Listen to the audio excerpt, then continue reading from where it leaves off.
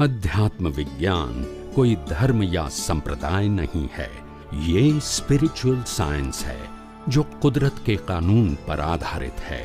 ये विज्ञान पूरे ब्रह्मांड के सभी रहस्यों को उजागर करता है और जीवन के सभी पहलुओं को समझने के लिए एक नई दृष्टि देता है।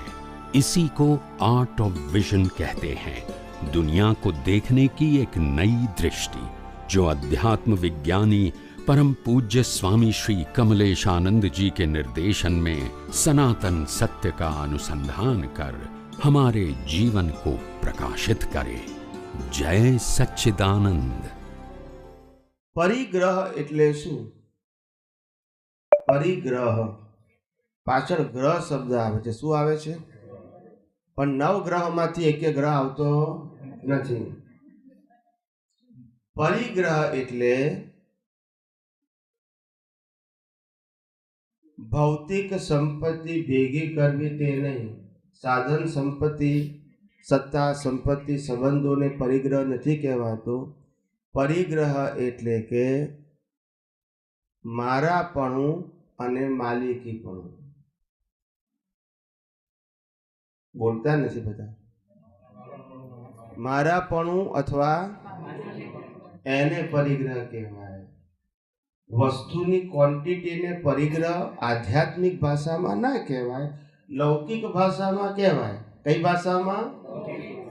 લૌકિક ભાષામાં પરિગ્રહ એટલે કે સાધન, સંપત્તિ, સત્તા બધાનો સાધનો બધાનો વધારો કરવો એને પરિગ્રહ કહેવાય। એ રિલેટિવ સત્ય છે। કયું સત્ય છે?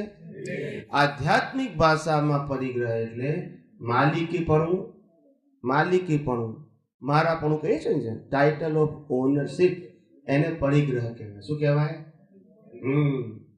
હજારો રાણીઓ હોય તો એ અવતારે મોક્ષે જાય, અને અહીંયા કુંવારો હોય તો એને 1000 અવતાર થાય। બોલતા નથી બધા। હવે પરિગ્રહ કોને કહેવો આપણે? બોલો ને। મહેલમાં રહેતો એ મોક્ષે જાય, ઝૂંપડીમાં રહેતો અહીંયા ફર્યા કરે। હવે પરિગ્રહ કોને કહેવો?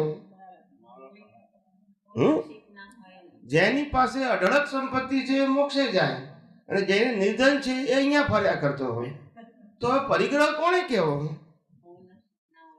એટલે હવે સમજી ગયા ને? પરિગ્રહ આધ્યાત્મિક ભાષાનો પરિગ્રહ એટલે વસ્તુ માટેનો માલિકી ભાવ। શું કીધું? એને પરિગ્રહ કીધું। વસ્તુને પરિગ્રહ કહેવાય એ વ્યવહાર સત્ય છે। કયું સત્ય? વ્યવહાર સત્યથી વસ્તુના પરિગ્રહને પરિગ્રહ કહેવાય। સમજાય છે? આધ્યાત્મિક ભાષાનો પરિગ્રહ એટલે કે વસ્તુની માલિકી હોવી તે। સમજાય છે? ના સમજાયું? આપણે અહીંયા ઘડી કોઈને ડઝન છોકરા હોય તો શું કહીએ આપણે? બોલતા નથી કે આને 11 ટીમ ઊભી કરી છે, એક એક્સ્ટ્રા માણસ તો જોઈએ ને 11 ને। ખ્યાલ આવ્યો? અને ઋષભદેવ ભગવાનને 102 દીકરા હતા, ખબર છે? બોલતા નથી। 100 છોકરા અને 2 છોકરીઓ, 102 નોટ આઉટ। સમજાય છે? તોય મોક્ષે ગયા એમ કહું છું। એટલે આપણે પરિગ્રહ કોને કહેવો? એટલે આધ્યાત્મિક ભાષામાં આધ્યાત્મિક ભાષામાં વસ્તુના પરિગ્રહને પરિગ્રહ કહેવાતો નથી। લૌકિક ભાષામાં બરાબર છે, લૌકિક ભાષામાં સ્થૂળ વસ્તુને જ પરિગ્રહ કહેવાય।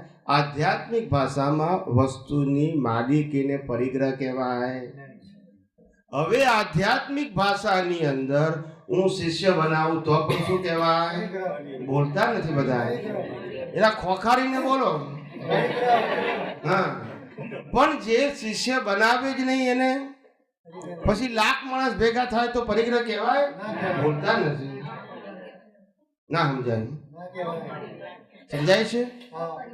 હું માલિક થઉં તમારો તો મારા માટે શું છે? પણ હું માલિક છું જ નહીં તો પરિગ્રહ। પછી સંખ્યા શું છે ઇમ્પોર્ટન્ટ? માલિક છું તો જવાબદાર છું. વેન યુ આર સરેન્ડરિંગ, અને તમારું સરેન્ડર પણ હું એક્સેપ્ટ કરું છું, so that I am responsible for you and this is my પરિગ્રહ, because of I accept your responsibility. Yes or no? That's it. જ્યારે મુક્ત પુરુષ એને કહેવાય કે જે બીજાને મુક્ત રાખે અને પોતે મુક્ત રહે. પછી એને પરિગ્રહ હોય સાહેબ? આ બધી વ્યાખ્યાઓ છે ને ઇતિહાસમાં લખાશે હવે, એટલા માટે આ છે. શેના માટે છે? હા, ભવિષ્યમાં હવે ઇતિહાસ જ કહેવાય ને, અમારા ગયા પછી હિસ્ટ્રી કહેવાય. શું કહેવાય? એટલે આ બધા નવા ગ્રંથો ને નવા શાસ્ત્રો રચ્યા છે. તમે જોજો તો ખરા, વ્યાખ્યાઓ જ આવી નથી, બધે ઠેકાણે વર્ણન જ આવ્યું છે. શું આવ્યું છે? એટલે મહાત્માને પૂછે કે ભાઈ આ શબ્દ તમે સાંભળ્યો તો કે હા સાંભળ્યો છે, એનો અર્થ શું થાય? તો આપણને 15 લીટી કહી દે, ના સમજાય. આપણે કે ડેફિનેશન બોલો તો 25 લીટી બોલે પાછળ. ત્યારથી આપણે સમજી જઈએ કે સમજ્યા. મોટામાં મોટો પરિગ્રહ કયો? બોલો. હવે આ તો આઈક્યુ છે. મોટામાં મોટો પરિગ્રહ કયો? હું મન વચન કાયા છું, એ મોટામાં મોટો. ખ્યાલ આવ્યો? મન વચન કાયા છું એ મોટામાં મોટો પરિગ્રહ. એનાથી મોટો પરિગ્રહ કોઈ ના હોય. આ છે તો પછી બીજા બધા પરિગ્રહો છે.